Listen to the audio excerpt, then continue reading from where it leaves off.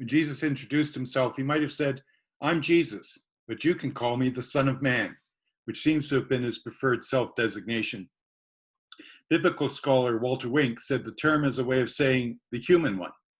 So, I'm Jesus, but you can call me human, which doesn't seem to tell us much. It's reminiscent of God's response to Moses. When Moses asked the voice in the burning bush what its name was, it replied with a word that means, "I am who I am." Well, that's helpful. So when Jesus said he was the human one, a human being, he may not have been saying a whole lot, or he may have been saying something very profound. He may have been saying that God's presence is found in our humanity. The humans are not only made by God, but that we're somehow made of God. In today's story, Jesus asked the disciples a "who am I" question. Who do people say that the Son of Man is? And he asked the question in a particular location, in the district of Caesarea Philippi, in the northern area of Israel. As the name Caesarea implies, the area was Caesar territory. About 50 years previously, Herod the Great had built a temple there to honor Caesar Augustus.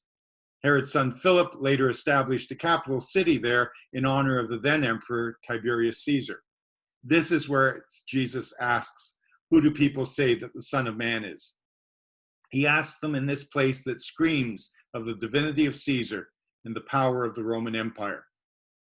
The disciples answer by telling Jesus that he reminds people of a variety of slightly odd religious superstars. People say you're John the Baptist, or Elijah, or Jeremiah, or one of those other prophets who had some religious hits centuries ago.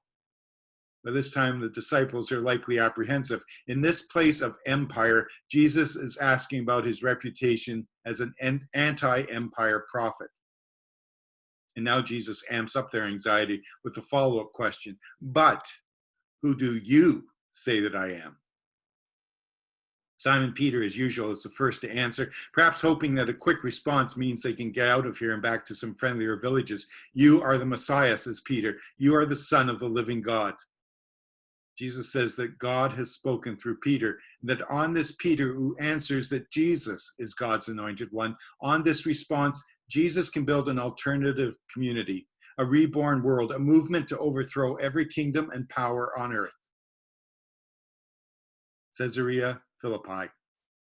Location, location, location. It matters because there in Caesarea Philippi, a place honoring Caesar as the Son of God, it was not only a statement of faith, it was a statement of political subversion to name anyone other than Caesar as God's chosen one.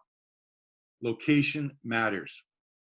Taking a knee in the privacy of your living room while watching the pregame rituals of a football game goes unnoticed. But when quarterback Colin Kaepernick took a knee during the playing of the USA's national anthem prior to an NFL game in 2016, he became the target of the anger of the nation's elected leader. Kaepernick did not kneel to protest the anthem. He knelt to honor the vision and equality and just community that he believed is the vision and value of his nation.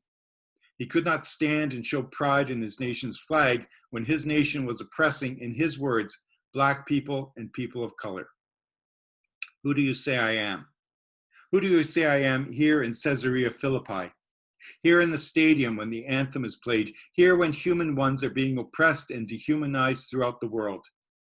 As soon as Peter answered, he probably realized his answer could get him into trouble. Because if Peter's answer is not just words, but commitment, then his answer will take him with Jesus to Jerusalem, to entering the city in a peaceful procession, mocking Rome's imperial military processions. Take him to disrupting the temple marketplace. Take him to carrying a cross to Golgotha. For North Americans today, answering that Jesus is the Son of God doesn't seem particularly threatening or controversial unless we update our language and say, Jesus is Prime Minister, or Jesus is President. Jesus is the one to whom we pledge our primary loyalty. Martin Buber, a Jewish philosopher, said, I do not believe in Jesus, but I believe with Jesus. To believe with Jesus is to believe that there are more heights and depths to reality than we can explain or define.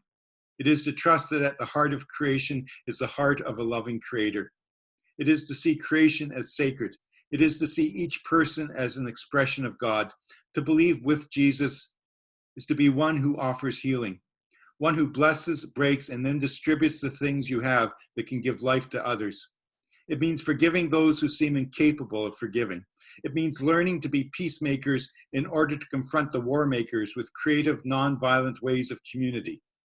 It means embodying a love divine. Who do you say that I am?